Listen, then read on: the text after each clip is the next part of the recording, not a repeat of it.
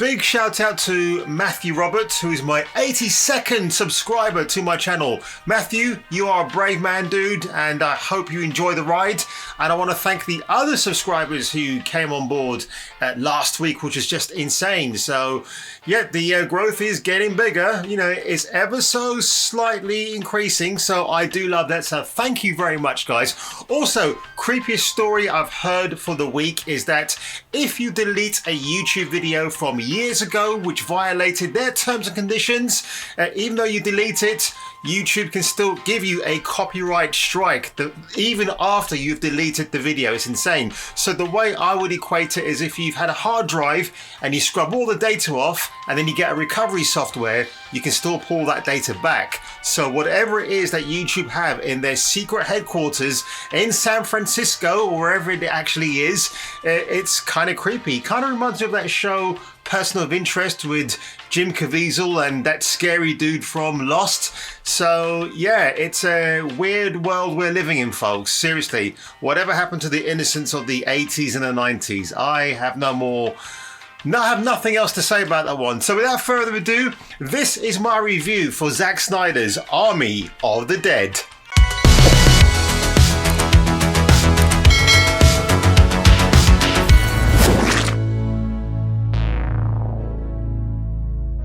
Now I've got to say, as the biggest Zack Snyder fan ever, I was a bit dubious about his first foray with Netflix. You can kind of tell that he's glad to see the back of Warner Brothers. It's very funny to notice because his style has changed. So before, when he's with Warner Brothers, you had all those, I don't know, the monochromatic filters on all of his films. Everything is like really sort of dulled down and gritty and grimy. And here with Army of the Dead, it's quite the opposite in many ways. Obviously, Las Vegas is kind of an excuse for that too, being that it's a garish, outlandish American city. Well, a former American city from what the film tells us.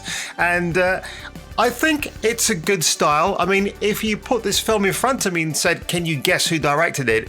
Zack Snyder is the person whose name would not come to my mind with immediate effect. It's a different kind of movie.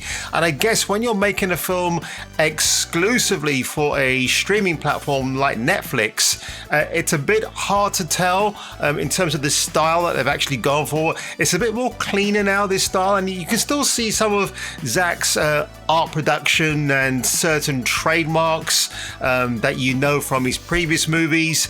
But I will say here that even though it's a zombie flick with their take, just like the video game Days Gone, where all the developers were telling you, well, they're not zombies, they're freakers. And here, although we do know that they are zombies, they are known as shamblers, which doesn't really add anything new to the mix as far as I am concerned. I've got to say though that the more funner aspects of this film are the drama, the interactions with the cast. I think they are fantastic. Dave Bautista, now I tell you what, that guy is 50 years old. He looks amazing. He really brings the dramatic chops to this role. As Scott Ward, he is amazing. He's so good. I never thought he could pull it off. And that's no disrespect to the big boy himself. But honestly, after the way that Sam Mendes let us down and my expectations down by making him a brainy hitman in the James Bond film Spectre as Hinks, and he turned out to be another sort of brutish odd job for the 2020s.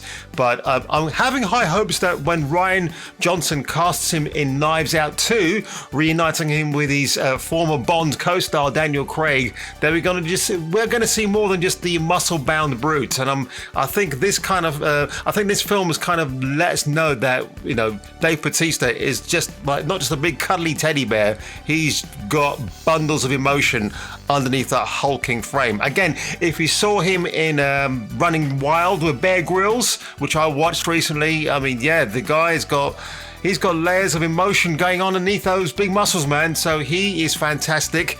Omari Hardwick has a very good dynamic with another co-star, which is Matthias Schweighöfer. I think I've said that correctly. And Schweikova. Matthias Schreikover, German film star, very, very good looking dude.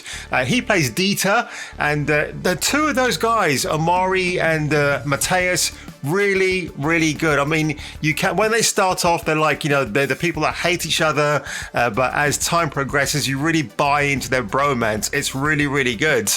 And I've got to say, there is an aspect of this film. Now, if you know anything about plays and people like Stanislavski, that's the guy I'm thinking of, Konstantin, his first name, he always had this thing that if you introduce a prop to a play or to a movie, it should have purpose later on. And at the beginning of this film, we see one of the members of our Dirty Dozen, if you want to call them that, unleashing a 50 caliber weapon into a zombie, shredding them to bits in a few seconds. But we don't see that again in the entire movie. Now, what I was expecting was that we were going to have something like the video game, the film version of Dead Rising 3. Now, no, there are Dead Rising movies out there, and they're pretty fun, actually. It stars that Jesse dude from Desperate Housewives. And yeah, I would like to have seen a bit more fun with the zombie bosses if they brought in more. There are kind of two zombie bosses, but one of them isn't actually technically a human, if that's a better way. And you've seen it in the trailer, it's actually the tiger. I would actually call it tiger, which is a Siegfried and Roy tiger, by the way. They confirmed that in the film, who is actually one of the bosses, actually more one of the funner bosses, funny enough. But I will say the most annoying character in this film is the female queen zombie. I don't know why I'm saying female queen because, yeah, well, you know what I mean. But yeah, she was truly annoying, but she doesn't get killed once, she gets killed twice. And it's really funny how that all happens. I was laughing my ass off, seriously, because, I mean, she was just doing all these contortions and, it was just showboating for the sake of it.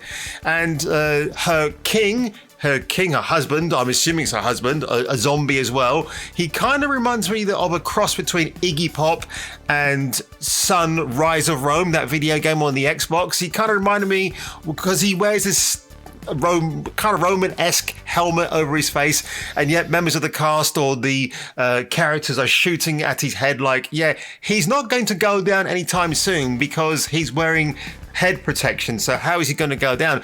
That's kind of one of the problems that I had with this movie as well, is that we don't know how this alpha male zombie became to be so overpowered, so supercharged up. Like, did I miss something along the way? I don't think I did. I know there are plans to make this a prequel series as well. I don't know if Zack Snyder's going to be directing any of the episodes. He'll probably be taking on a producer role, and then there's going to be an animated show as well. So I just thought that this particular male alpha zombie had nothing to bring. Now, the basic plot of the film, I'm just going to go into it very, very briefly, but you have seen the trailers.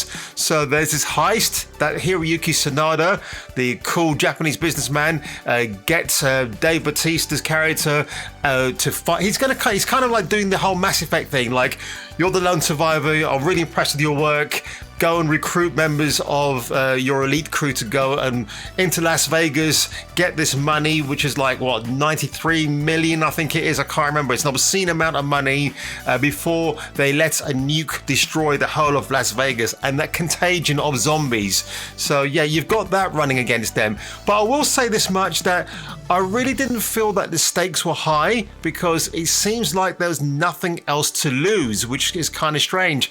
And what's even funnier as well is that you have YouTube in this world. So I don't know how far in the future Zack Snyder has set this story. It could be tomorrow, it could be 2 years' time. I don't really know.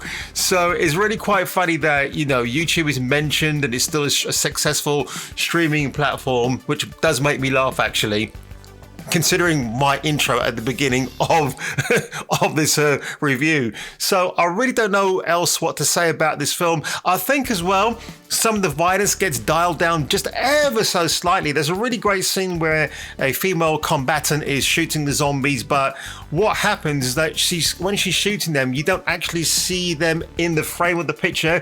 They're kind of off the frame, so to speak. So I don't know. This film is rated 18, so I would expect to see a lot more bloodletting.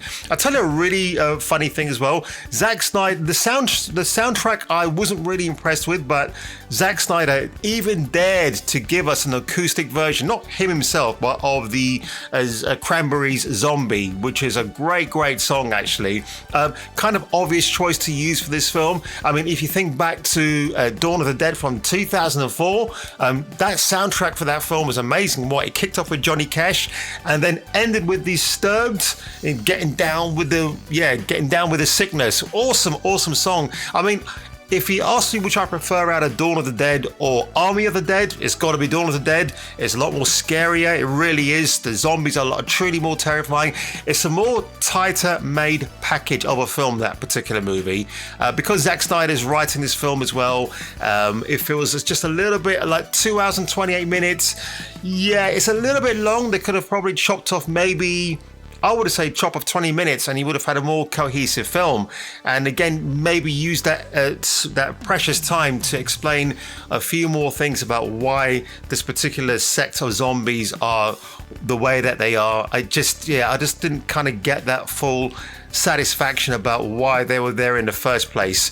And it seems as well that you've got to sacrifice a human to sort of alleviate to quench their thirst for turning humans into zombies. I will say, when it comes to the curse word-ometer, Zack Snyder, for the first time, as far as I am aware, I've never heard it before, but he does afford one of our characters the C-bomb. Yes, it is said in its infinite glory, but when it is said, it is with good reason and it's kind of justified, and it made me laugh. And the person on the receiving end of that C-bomb is Theo Rossi. Now, you know him as Juice Ortiz in Sons of Anarchy, and he plays a real dirtbag in this film along with Gareth Delahunt. Gareth Delahunt is having a lot of fun actually as well. He kind of reminds me of Paul Reiser's role in Aliens. So if you kind of bear that in mind, you're going to have a lot of fun with his character when you go along with this film. So, can I recommend Army of the Dead? Yes, I can.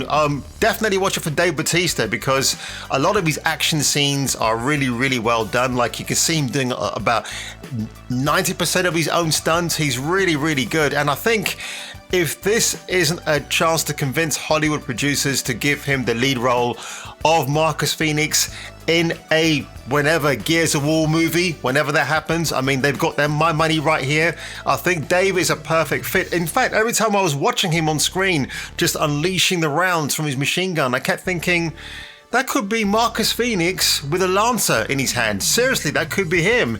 So that's all I have to say about Army of the Dead. I wasn't blown away. It's not a terrible film. What Zack Snyder brings to the zombie genre isn't anything earth-shattering. But they're kind of building up to be this, like, oh my god, but to me it's not. I've seen better zombie movies, like 28 Days Later, obviously Dawn of the Dead, and some of the George A. Romero's films. Even Shaun of the Dead had better zombies in it than this. I appreciate what Zack Snyder was trying to do. Didn't really work for me, but it might work for you. And if it did, tell me in the comments below. And until then, I will see you on my next review / reaction on, well, whenever that happens. Take care. Have a good evening.